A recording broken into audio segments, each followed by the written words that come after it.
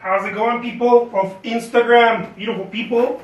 This is Jose Trujillo, world's greatest living artist, ready to do some awesome artwork for you guys here.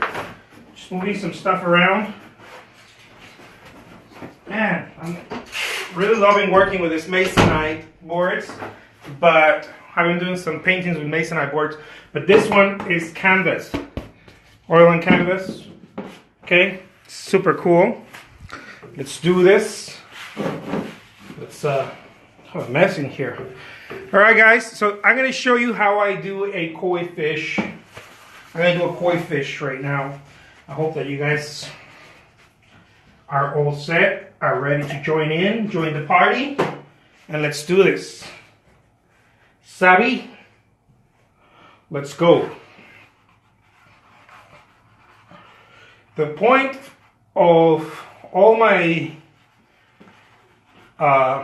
craziness is speed. The point of all my craziness is always going to revolve around speed. I find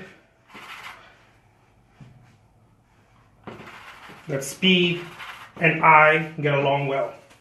Ever since I was a kid, I always love creating artwork in this manner. Sometimes I try to change it. I play around with it, and then I have to come back to my ways, my beginnings, because my beginnings have always been speed.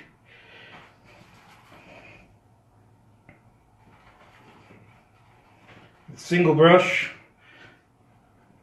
Let's not switch brushes or anything. Okay.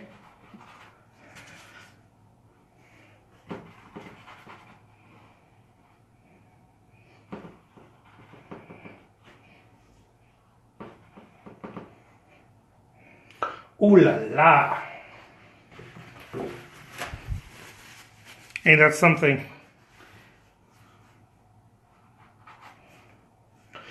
As I mentioned before, it's my belief that artists back in the day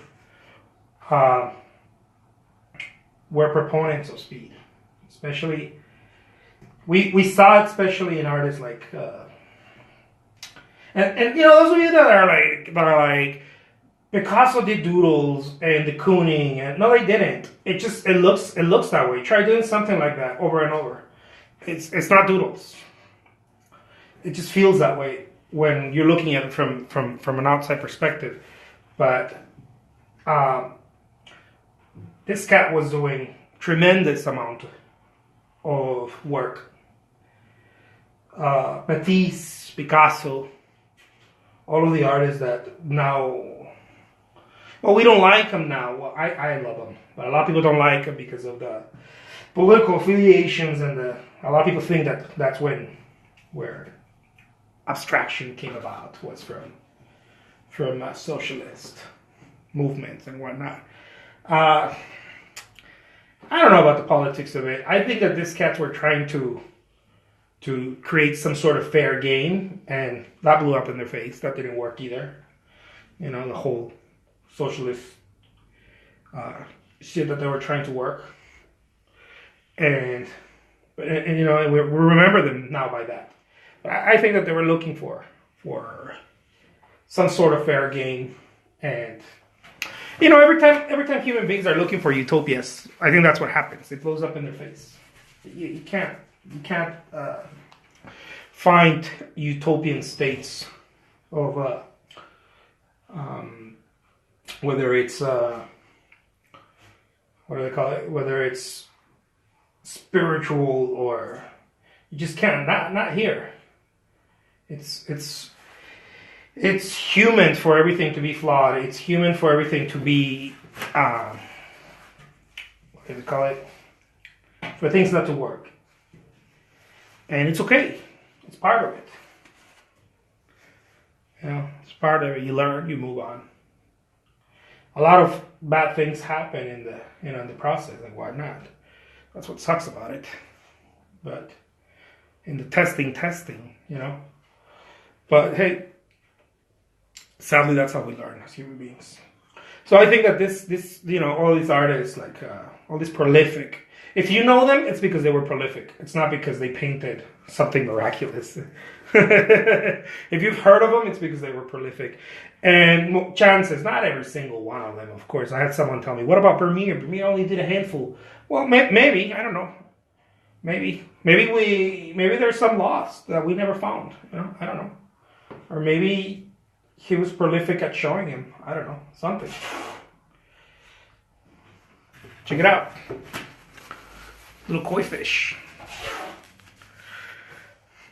Thank you so much, Art, my pal, Jules. Thank you. I appreciate it. Little koi fish right there, Having some fun with color and whatnot. Keeping it real weird.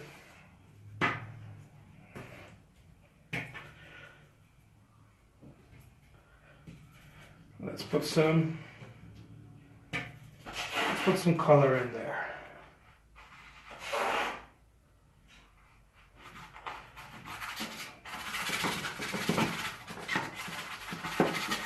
Ooh la la! If you guys have any questions to what I'm using, what my je ne sais quoi is, let me know, guys. I'll share with you whatever I can. I'm not gonna share with you my secret formula like Mr. Krabs. Just joking, guys. I don't have a secret formula.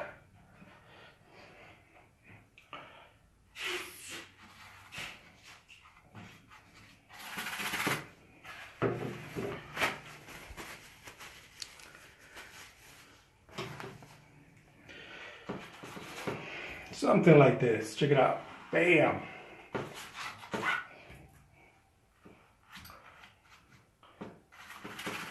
There are many ways of creating artwork. This is humbly my way right now.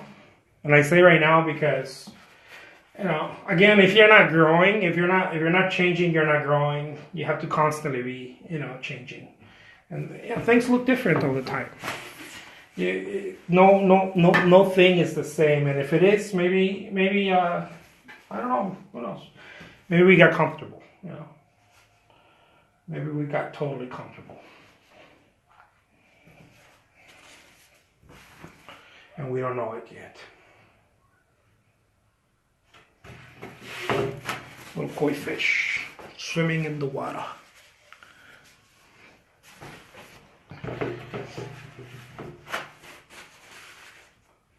Just like that, guys. Just put some little water right here. Bam. And let's put some shadow in the water. Just, you don't have to, but just for shits and giggles. Like there's some movement happening, right? Ooh la la. Hope you guys had a great time here with me, showing you my super sped up. You guys didn't see that one coming, huh? Those of you who already follow my work know that I'll speed up and then I'll slow down depending on how I'm digging it, what I'm feeling.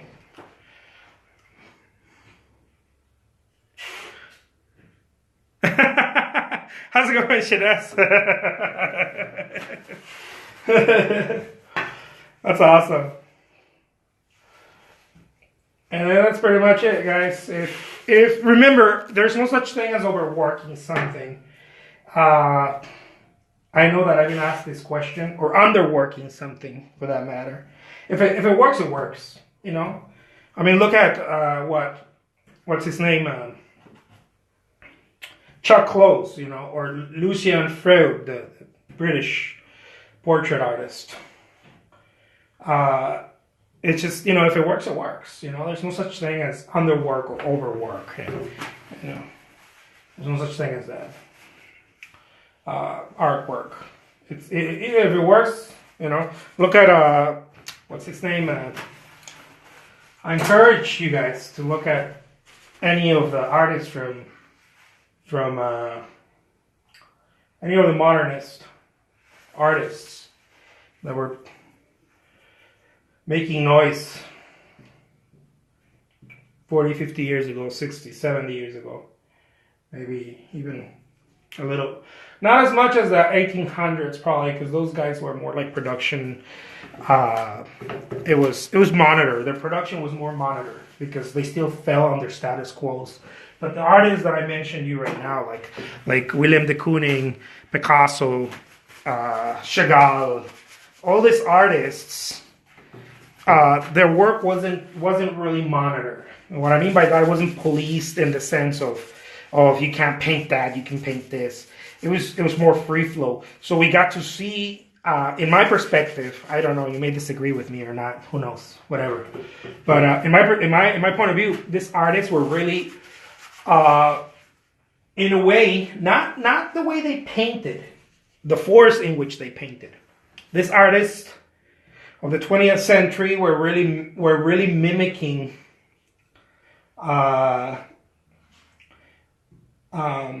not mimicking, but they were closest, I think, to